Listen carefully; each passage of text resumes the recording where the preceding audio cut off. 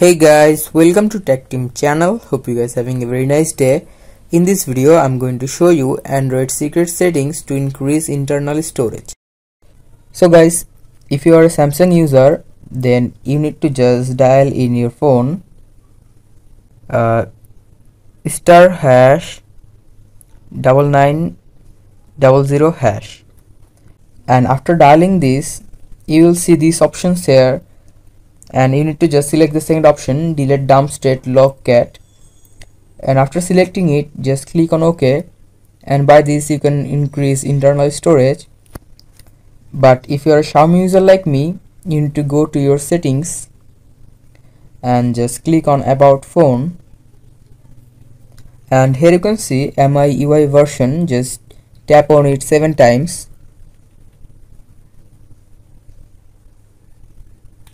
and after tapping it 7 times you will be a developer, and just go back and search for developer options.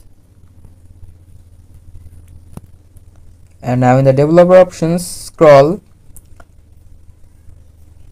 and here you can see USB debugging. Just turn this option on, and turning it on you can just increase your internal storage.